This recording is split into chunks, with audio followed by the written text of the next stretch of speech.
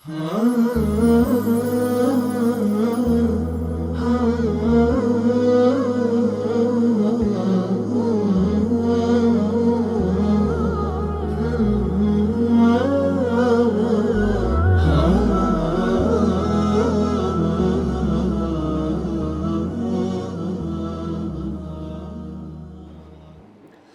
الله الرحمن الرحيم.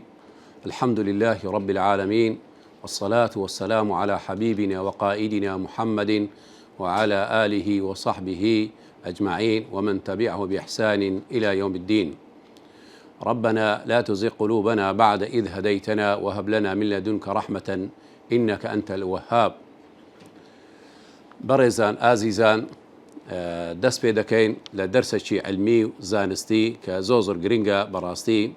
ئەویش بابەتەکە لەسەر بابەتی بیر و باوەڕ و عەقیدە و کتابی و نووسینەوەی زانایەکی معاصری ئەو سەردەمەیە، بەڵام بەڕاستی بە نەفەسێکی زانایانی کۆن نووسیتی و عولەمایانی قەدیمی خەیر القورون تقریبا بەو شێوازە نووسیتی.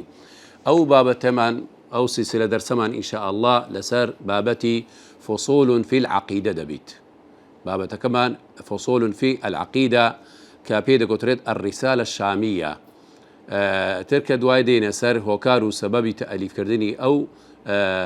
کوڵێن نامێڵکەیە یاخود ئەو بابەتە کورتە مختصرە لەسەر بیر و باوەڕ و عەقیدە.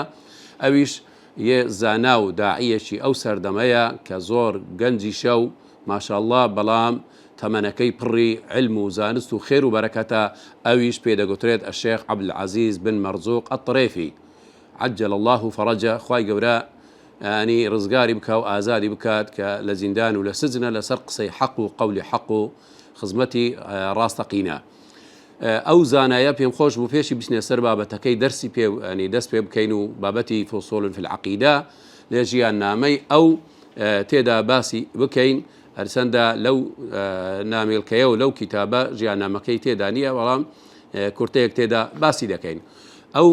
زانایە، ئەو داعیە، ئەو بانگەوازە، دەتوانین بڵێن بانگەواز و داعی و زانای ئەو سەردەمەیە کە ناوی عەبدولعەزیز بن مەرزوق الطرێفیە، لە دایکبووی ساڵی 1396 کۆچیە کە دەکاتە 29 نۆڤەمبەر ساڵی 1976 میلادی، واتە زاینی. یعنی تەمەنێکی ماشاءالله، ینی ئەگە بڵێن زۆر درێژش نییە ماشاءالله، بەڵام پڕی بەرەکەت و پڕی علمە. ئەو زانایە طبعاً یەکەم جە کە لەدایک بووە لە کوێت، لە کوێت لەدایک بووە، هەر لە منداڵیوە لە نێوان کوێت و دوای ئەوە طبعاً هاتوتە عێراقیش و لە شاری مووسڵیش ماوەک لەوێن دەرێ بووە و لای زانایان هەندێک علومی خوێندیە لە عێراق. دوای ئەوەش چوویتە مصریش لەوێن دەرێ خوێندیتی هەندێک لە منداڵیوە کە مەرحەلەی منداڵی دەڵێم. دوای ئەوە چووتە سعودیە، لە سعودیە و لە منتەقەی ڕیاض جێنشین بووە تقریبا. ئیتر لەوێن دەرێ مولازەمە و دەستپێکەرەکەی تقریبا لە لای مەجموعەیەک زانای سعودیە نی لەوێن دەرێ علم و زانستی خوێندووە. ئەو زانایە کە طبعاً زانایەکی لە بواری علومی شەرعی و بابەتابەتیش لە مەسائیلی حەدیثەوە و ئەسانید و تەخریج و تەحقیقات زۆر شارەزایە، هەروها لە بواری فکر و لە بواری عەقیدەش بەڕاستی زۆر بە قابلیەت و بە توانایە کە دوایی ئاماژەی بە نووسینەکان و بەرهەمەکانی دەکەین کە چەند بەهێز و بەقووەتن و چەند ئامانجێکی جوانی ینی نووسیتەوە لە ئامانج و لە بەرهەمەکانی زانست و زانیاری. طبعاً ئەو زانایە هەر ینی لە بیدایەتیوە لە عمری 15 ساڵیوە بەڕێزان تەمەشا بکەن، یعنی هیمەتەشی بەڕاستی بەرزی بووە و کە ژیانی ئەیمەی گەورە دەخوینەوە قەدیم مەسەل ئیمامی شافعی و ئیمامی ئەحمەد و ئەوانە سبحان الله، یعنی ئەوەش وەکو لە نەماڵی وان ئەوها لە سەرەتای عمرەکەیوە خەریشی حفظ و لەبەرکردن و خوێندنەوەی ئومەهاتی کتاب بووە. یعنی بەڕێزان لە عمری 15 ساڵی، تەمەنی 15 ساڵی دەزانی دەیان مجەلەداتی خوێندیتەوە، هەر لە 15 ساڵی تەفسیری من کەثیری خوێندیتەوە، باشە زاد المعادی خوێندیتەوە، سيري ابن هشام مجموع فتاواي ابن تيمية جارشي لو جاري كمي هموي خوندي توا لبازا صالي ورا تماشاي بك بازا صالي اساك لا اهمل وانا دلين تازه مراهقه وتازه بيردقات اول لبازا صالي او همو كتباني خوندي توا باشا بريزان لا شازا صالي برهمي دسي فكرديا ما شاء الله يليبي لا شازا صالي تي كردوا ابن كثير تفسير ابن كثير اختصار كردي توا لويوا وكدل النبوغ يعني زيركاتيو جيريو عقليو لهاتوي دس في دكات تفسير ابن كثير اختصار دكاتوا دواي أو زاد المعادي اختصار دكاتوا يعني كرتي دكاتوا وهروها يعني مفتي ابن قدامة مغني ابن قدامة ومجموعي فتاواي شيخ الإسلام تيمية كان برجعشي لي كردكاتوا أو برهمي كردكراوي تمني شاز صاليتي كأو مجموعة أو كتابانا ويعني بيزقلوش كتابي تقريبا يوي كتابي استذكاري ابن عبد البر أو كتابة قوريا طبعا يوي كتابك أو شي ديساني كردكاتوا برهمي لعمري شاز صالي كواتا بزانن أو بتي أو لا كضلن بيجيشتوا هلا تمني كسكاتيوا دواي أو طبعا يعني يعني زياتر خريشي حفظ ذا بالأوجه خريشي لبركردني متون وكتب حديث وعلوم كاني تردبي بونو منها على سرتاوى أصول ثلاثي وكشف الشبهات وكتاب توحيدي أوي بلن يعني لبردكات أو سي كتابك مشهور لبواري عقيدة يتر دواي أوا كتابي بلوغ المرام ومنظومي رحابية وصحيح بخاري صحيح مسلم سنن أبي داود أوانش همي لبردكات هر يشتن كسكية تمني أو بابتانا همي لبردكات دواي أو درواتا أمهات مصادر قديم يعني مصادر كان يكون تمشادكي دروات كتابي سنن معرفة السنن والآثار سنن كبراي بيهقي أو كتاب الزخمانة همي دخني وزور بشي لبردكات أروا صحيح ابن خزيمة صحيح ابن حبان مصنف ابن أبي شيباء أو كتابنا همي لبردكات يعني طبعا ككتب ستة مشهورة بصحيحين زايدة سنن الأربعة أو همي لبردكات بيز قلوانش ديت سر أو مهاتي أو مصادرنا بريزان كواتا أو عالميا كوا إسالة زندانا لقال أو تمنا كميي أو هم جهودانا أو هم علومانا بيز قلوا بريزان يعني محلاي ابن قدامة عفوا محلاي ابن حزم وسنن دار قطني كتاب أمي شافعي دروات سبواري فقه بواري أو بابتاناش وأمهات كتاب تفسيري هم يدخوني توا أمهات كتاب تفسيري طبرية كتفسيري وكبير سرباس مانكير تفسير كاني تري ابن كثير وأواني ترى دواي أو دروات سر كتب تاريخ بداية ونهاية تاريخ إسلام هرچی كتب تاريخ كانش زور بقولاي درواتنا وكتاب ميجوا كانش زور بي زوريان كتب قديمة كان دخوني توا دواي أو دروات سر كتب أدب اللغة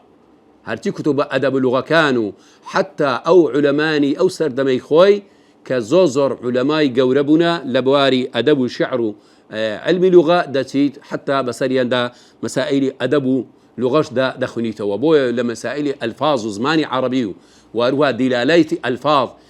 كودل بابته شيء أصولي أو بابتانية زور لي بقولاي درواتنا زور بجوان تفسير اللغوية كي ديني براورد كاتا ولا قلت تفسير شرعية كا دواي أو شوتنا ومسائل فكرو مسائل فرقو مللو مسائل عقيدة والليبرالية تمشاد كي أنا نظرية كاني أرسطو سقراطو يعني هرشي أو كتابة فكرياني نظريات إلحاد وماركسي والليبرالي وعلماني زور بقولاي تشوى خنديتي وابويا لبرها كان تمشاد كين زور بعلمي وزانستيانا ردي أو نظرية علميانية أو أفكار علمانية كانوا فكرة كان شيء دايتوا أو لبواري يعني فكروا لغة أو بابتانا أو برها مكانتي ودواي برها مكاني إشارة بيدا كين بريزان لرو إجازاتي علمي يعني أو بس أو نبوة بلين إلا ولاتي خوي سفر ورحلاتي يكجار زور بوا وكل سرتا باسم كلا كويت بوا هاتيتا عراق شوتا مصر شوتا يمن لكن شيخي عمراني يمن إجازي والقرتوه كصاحبي كتابي شي زوزو مهمي فقه إمامي شافعية شو بسري دا خنتو يعني مذهبي إمامي شافعي خوي متبحر كدو إجازي لي والقرتوه شو تا مصر لكن كبار علماء مصر إجازي والقرتوه برزان لا هلا ولاتي خليجة ولمسائل اللغة على علماء قوريت دابو إجازة والقتوى بتابتي لخليج ولا سعودية أو علمانيك لو يندربون الشيخ براق كشيخ شي مشهور عبد الرحمن البراق لعقيدة إيتر لو يندرب بسريدات خنديتيو وعلمي لي والقتوى إجازة لي والقتوى عبد الله كري عقيلي حنبلي كمشهورة مؤلفاتي زورة إجازة علمي لي والقتوى شيخ عبد الكريم الخضير ككبار علماء وعالم شي قوري لمسائل حديث لهم بواركاني تر براسي إجازة علمي لي والقتوى وهروا لا شيخ حسن الأثيوبي عالم شي قوري صوماليا إجازة علمية والقرتوها وشيخ صفي الرحمن المبارك فوري كعلماء هندا إجازة لي والقرتوها شيخ برنوي هندي إجازة علمية ديان شيخ ومشايخ كثير يعني شيخ عبد العزيز بن باز كأويش عبد العزيز بن باز أويش إجازة لي والقرتوها ولسريدا خنديتي هو إتر يعني علماء يجازوا لوانا ناوش كان ما بي حصر نكرت لبتابتي لهند صار شي زول لهند بوا وأسانيدي حديثي بسنادي متصلة ولزور بي كتب كاني حديثة هم أسانيد كاني والقرتوا أو وكو نبزي شي زوز المختصر لسر أو عالم أو زانا جنجايا خوي جورا رزقاري بكا لسزنا كانوا تاريكاتي سزنا كإستاكا يعني هو كاري سزنا كاشي بريزان طبعا لسر قضية حق بوا يعني قصي لسر كنالي عربية كردوها كزود لكنالك بس يعني دج بإسلام ومسائل الشبهات وقمان ناو مسلمانان بلاو دكاتوا يقل سر أو بابتا نبوة هروا ردانوي لسر مسائل علمانية واختلاط وتيكالبوني كتس بتابتي لولاتكي كتيد أبوا حجازو لولاتي سعودي أو أنا قصي لسر أو بابتا نكردوا إثر لسر أوي كقصي حقي كردوا إثر بلا زندان لتقريبا لصالي 2016 حتى استاكاوا لجوريا إثر خواي قورا رزقاري بكاتو نجاتي بكات لو ناخوشي لو يعني أو تبرهم عالم قورا كتمشادك جياني شيخ الإسلام تيمية دخوي نوو أحمد يكري حنبل كزندان كراوا براسي أو نمري أو أنا من ديتو برتاوي كالسر قولي حق قد تنازلي النكردوا إلا الراس ينقوتوا شيخ يعني إمامي أحمد يكري حنبل لسر مسألة خلق القرآن تنخورا قربوا إترهيس تنازلي نكرد أوج بهمان شوا أو حقي بيبوا أو فكرة راسي كبيبوا بيشوك لي تنازل نكردوا حتى إساج لناو تاريكاتي زندان خواي قورا رزقاري بكاتو نجاتي بكات وريزان إساج دين يسر يعني برهمكاني جياني لا لقل أو تمنى كرتيي چندين كتب مؤلفاتي زوري هبوا زياتر لبيستدو كتاب أو جو كتابان هاي مجلدات وهيش نامي الكو كتابي بچوكن أو كتاباني تأليف كردوا أو كتاباني كميان كتابي بيدغوتر التحجيل في تخريج ما لم يخرج من الأحاديث والآثار في إرواء الغليل كهو كتاب شي زوزر قيمة لدوبرجا خوي إذا بديتوا هاتوا يعني مسائل تخريج وتحقيق أحاديث كانوا حكمي لسركدو أقوال علماء هنا وكشتشي زوزر نائبة وزوزر مهمة كتابة شي هي الإعلام بتوضيح نواقض الإسلام كمسائل نواقض الإسلام وكدولين بسي كافر دبيتو خروجك الإسلام ككتابة شي عقيدية زوزر مهمة أوش كتابة شي هي توحيد الكلمة على كلمة التوحيد يعني براسي أوش زوزر جوانا يعني إمتون أمتي إسلام كودة بينوا كلمة يعني بأوي كودة بينوا بسر توحيد يكتا برسي خواي قورا توحيد الكلمة لسر أساسي كلمة التوحيد لا إله إلا الله وأن محمد رسول الله أو يقل برها مكاني كأجر خواي قورا درفت بدا بلكو إن شاء الله أو بابتش بكينا يعني درسك يعني حلقين لحلق كان لا دهاتو جي خويتي براسي كتابة شتريها في حوار في حوار الحضارات باشا كحوار يعني حضارات كتابة شيخ صفر الحوالية بيدس تعليق وتعقيب لسر أو بابتي دابي كوجه زور قيمة كتابة تري هي زوائد سنن أبي داود على الصحيحين والكلام على علل بعض حديثه طبعا علمي علال بريزان وكو لو أنا بشرك زور بزانن قرصترين يعني علم نوع علوم مكان إسلام وعلوم مكان حديث براسي علمي عللا يعني أو بياو خوي لعلمي علل جداية كزوزر بابتي قرصة كدو برقة دو مجلدة لسر الزوائد السنني أبي داود لسا صحيحين وعلى لكان أو كتابي داهية برهمي ششمي صفة صلاة النبي صلى الله عليه وسلم لم يق مجلدة صفة حج النبي يق مجلدة أول شيء لبرهمكانتي المسائل المهمة في الأذان والإقامة زور إشكالية لسه مسائل إقامة وأوان خلافات فقهاء علماء هاتوا أول شيء تحرير كردوا وبراسي تحرير أو كوضلين تعقيبة يكجا زوان براودي أقوال علماء دينيتوا وجمع أقوال دكات يعني زور أو خلافاتانش وجه كانوا أو كان كودا كاتوا دواء التقرير في أسانيد التفسير مسائل تفسير قرآن وأسانيد قول الزانيان وعلماء تابعين كتون تفسير قرآن ينكردوها أويش اشتكي زور بقوة جوانا بتابتي للتفسير زور زرها مسائل إسرائيليات وهالبصهايا أو بابتاني إشارة بيدكات دواء كتاب ديم العقلية الليبرالية في رصف العقل ووصف النقل باسي منهجي الليبرالية مسائل علمانية أو فكرانيك أو ركن نوع عالمي إسلامي كهاتو براسية كالتي شكاني هلا قوري أمي إسلامي أو عقلية الليبرالية كهاتوتا ناو مسلمانان زوبي سركردو حزبو لانا سياسي كان بعقليتي الليبرالي وعلماني حكم دا كان كدبوايا أو بيقانا بغربة لنا ولاتي مسلمانا نبوايا هاتو ردي أو فكرة شدايته كزوزور بابتي شو مهم لمسائلي فكروا فرق أجر خوابك بالكو أوش أجر هاتو خواد فد بدا باسي بكين زوزور مهم دبيت دوايا أذكار الصباح والمساء رواية ودراية إما أذكاري صباح ومساء زور كتابة يوكو فهد القحطاني حصن المسلمي دانا وأذكاري الصباح ومساء وبابتانا أذكار إمام النووي وأنا بلام زود زهر لوبا كتابنا بس تانية تخريجي كدو أو تخريجه حكم شيء لسري داوة ويعني كود ولين آية تن أو يعني أذكارنا تنديان صحيحة وتندي ضعيفة أو بابتانا شيء تداهمي وان رون كرديتوا يقلب برهمكاني الموجز في صلاة صفة صلاة النبي وصيامه واعتكافه كوتوا عندك فراوانتر لو كتابك بيشترك صفة صلاة النبي صلى الله عليه وسلم وباسي يعني مسائل الرجوع اعتكافه نيجا كان شيء أو شيء تدا بازكا كتاب شيء تري شيء العلماء والميثاق كزوزر مهمة دوز عنايان بو عالمان بو داعيان يعني لقال أو ميثاقي كخواي جور لصر عالماني والقرتوا كوا بهيش وقت ماني حق نكن ولا يخافون في الله لومة لائم أوش كتابة شيء زوزر مهمة أو تريان مسائل المعتزلة في القديم والحديث معتزلة يعني أو روحي عندنا عقلاني يعني حداثيين عصرانيين بنابي ترهنا أوش كتابة شيء جرين جالسر أو بابتي معتزلة كونون وي هادو كان باز ذكاء شيء مشتركات يعني لنوان يعني هيا وكتابة شتري هي الخراسانية في شرح عقيدة الرازيين أصل السنة واعتقاد الدين ككتابة شيء زوزر مهمة مفصلة لسار عقيدي يعني زانياني خير القرون طبعا أبو حاتم الرازي أبو زرع الرازي يعني الرازيان كخلشي خراسانو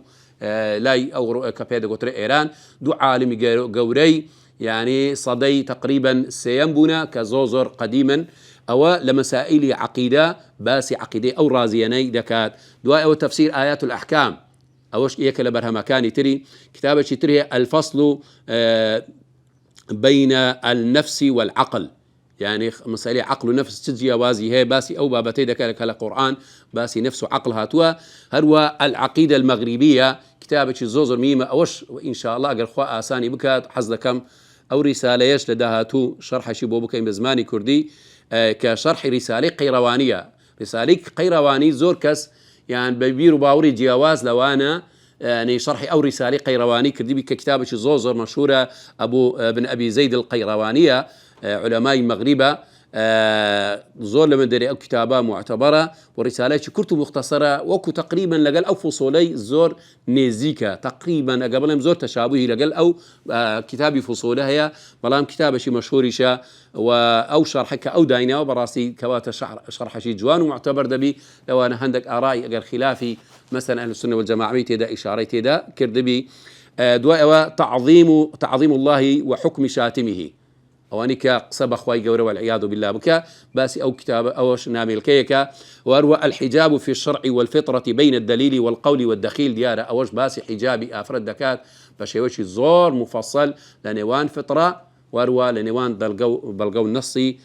شرعي وكتاب آخر شيء الاختلاط وتحرير وتقرير وتعقيب أو كتابة براسي وكضلين يعني زوجي جوري دروس كلا السعودية معرضك بس ده معرض كان ليك معرضي هفت هزار نسخة خلاص بو إنما ليك طبعي ككتابة شي زوز دور رولا شي جوري هبو أو يعني مجموعة لا برهمكاني ياخذ زوريين برهمكاني شيخ عبد العزيز بن مەرزوق الطريفية خوای گەورە تەمەنی درێژ بکات و بیهێلیتەوە بۆ زیاتر خزمەتی ئیسلام و مسلمانان ڕزگاریشی بکات لەو شوێنەی کە تێدایە. ئەوە بەنی مەجموعەیەک بوو لە ژیان نامەی بە شێوەیەکی ینی کورت و مختصر و طبعا هەرچەندە ژیان نامە عادەتەن زانا و علەمایان پێیان باشە لە دوای وەفات و مردنی بەس حەزمان لێ بەڕاستی لەبەر ئەوە زانایکی زۆر گەورەیە خەڵکێکی زۆر نەیناسی جوودێکی زۆری هەیە علمی و ڕەئیەکانیشی زۆر منصیفە لەسەر ڕەئی ئەهل السنە والجەماعە بۆیە پێم خۆش بەڕاستی ئیبرازی ئەو جانبەی بکەین و هەروەها دوعاشی لۆ بکرێت و خوای گەورە بەڵکو لەو میحنە و لەو فتنەی کە لە ژۆرە و لە سزندایە بە زووتری کات خوای گەورە نەجاتی بدات و بۆی زیاتر بتوانی خزمەتی ئیسلام و مسلمانان بکات. تر ئەوە باشە لە ژیان نامەی ئەگەر بینە سەر کۆدەڵێن مقدمەی کتابەکەی کە فصول في العقيدة كورتي كتابك يعني مقدمة جواني دار يشتوها طبعا أو كتابش ديارة كابي مشهورة الرسالة الشامية طبعا لأثناء كمقدمة كي دخلني وآماجيتي دايا كوا يعني دواي تقريبا يزكي صديق وبلاد الشام بتابتي سوريا أو منطقة كاني للبنان أو شوينانا ك يعني كضلن لمن دصلاتي أهل السنة والجماعة نامنيتو الروافض شيعة وفرق كان ترك حكم دصلاتي بسري دادبيت أسبي دكات كوا يعني عقيدة بيرو باوري أهل السنة والجماعة تقريبا شيء واندراوا يا خلقك زور ليبي آجانا بويا خلقك أو منطقة يا خلقي غيري أو منطقة داواي لذا كان نامل كيتش كرتو مختصر بني ستوا لسر عقيدة أهل السنة والجماعة بوجارة شدي بقرينه وباوشي أو عقيدة باكي أو عقيدة كبيغمبر ما صلى الله عليه وسلم هاتوا وقرآني بيروزيش بيهاتوا بوي لسري پروردبن جاء جوابي أو خلقي بلاد الشام داتوا أو بخت عقيدة دنسيتوا كناوي لنا فصول في العقيدة ياخذ بيدغوتيت الرسالة الشامية لسرتها طبعا ك يعني باسي دكا طبعا بسم الله الرحمن الرحيم بناوي خوي قورو مهربان كمقدمة كذا الحمد لله المستحق للحمد كله أو أكو عبارتك أو بيم خوش الزور بجوان وبراسي بر معنا واتايا أو مقدمة بخي نوا إن شاء الله بتا مايي يعني استفادة بو إيوي بريزو يعني وهروا مقدمات كتاب زوزر مهمة إنسان دلين مقدمة وخاتمة كتاب زور بورديو بالدقيقي بخي توا چونك كودلين ما بستو غرزو أهدافي نوسيوي كتابك تيدا دبيني توا زوزر مهمة كليلك بو كتابك مقدمة مو كتابك دليل الحمد لله المستحق للحمد كله سباسو ستايشي كبو الله سبحانه وتعالى همو حمدك طبعا الفلامي جنسك لسر يعني شايستي همو حمدك استغراقي بيدقرون لزماني عربي أو بلاغي عربي شايستي همو حمد سنائك الله سبحانه وتعالى المستحق للحمد كله همو حمدك همو سباسو ستايشك تنيا شايستي الله سبحانه وتعالى لا تحصى محامده ولا يحصى حمده يعني سباسو ستايشي قورا الله سبحانه وتعالى براسي هاتسندي بكي ناج ميدريتو وشايستي زياترا او دخلقي كسباسي خواي قورا كانوا كبيويسي بحمد سنايا ناج ميدريت لو انا ملائكة كان بمليارات هبل اسمان حمد سناي الله دا كان سبحانه وتعالى ناج ميدريت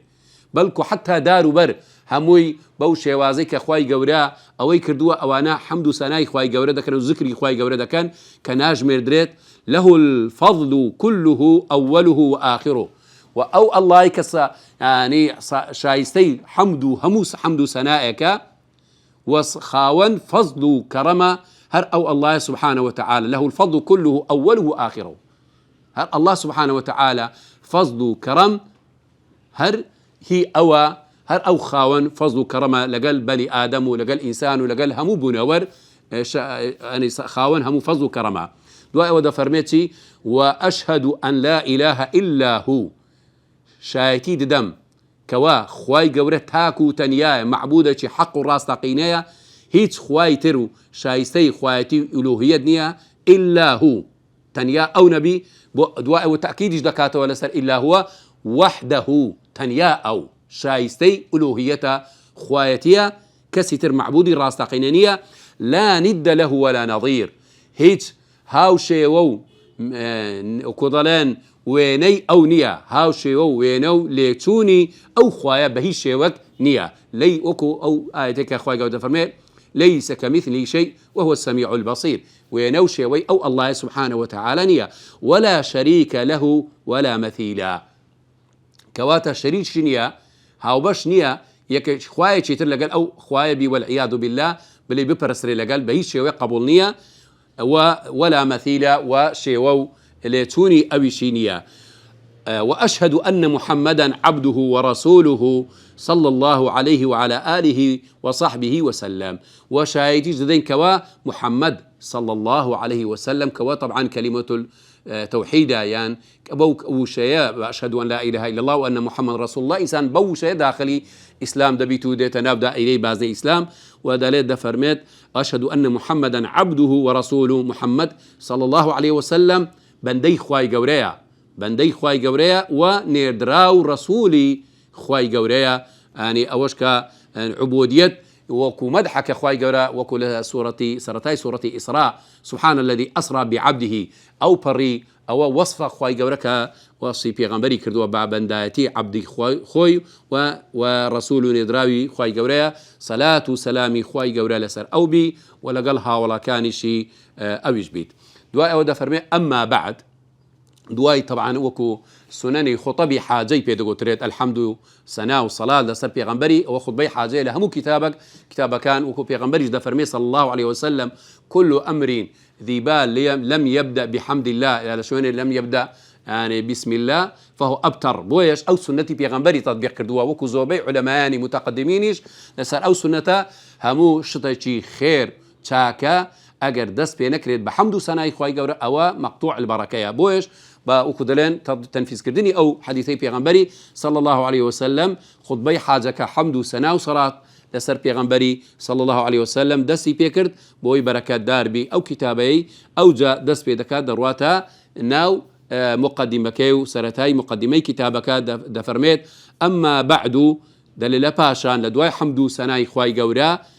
فهذه عقيدة مختصرة أو نامل كيك أو كتابك بيدا قلت بيرو باور عقيدة العقد هات وبرزان يعني كودلين جري كرد يعني جري كورا يعني جري شي بدا يلشتك أو بيدا قلت عقيدة لازمانواني عربي جاء بويش يعني إنسان كبير باور داخلني تو هرسند أو شيء عقيدة أو لفظية يعني متأخرين بكار يعني هو لفظي إيمان زيادة اللفظة شرعية يعني كلمة توحيد أو أنا اصطلاحي شرعي قرآنية يعني اصطلاحي سنتي بيغمبري صلى الله عليه وسلم بلام لبوري متأخرين آلي كلامه علماء وشيء عقيدان بو آخر يكا زور بكار هنا بويش الشيخ عبد العزيز الطرافي لبوري كعقيدة وشيء زور باو خلق لسري أو دكات يعني بو شوازا إتر أو شيان بكاري أوج بكاري هنا وكذا فرميت عقيدة كبير وباوروه بس ما قل لفظك العقد هاتو عقد يعني جريك كردن بويا كتبير وباورة شي جوانت يعني دروس بو كأنما جريلا إيمانك ذكين ناو ضلكت بيش شيوك ضلكت إيماني ناو درناتي بواسطي أو بير وباورة دواي أوش دفرميت مختصرة يعني كرت كراوا بير وباور وعقيدة كرت كراويا أو بوانديك كوتاي ديرين لهم درسيا وصلى الله وسلم وبارك على نبينا محمد وعلى آله وصحبه أجمعين.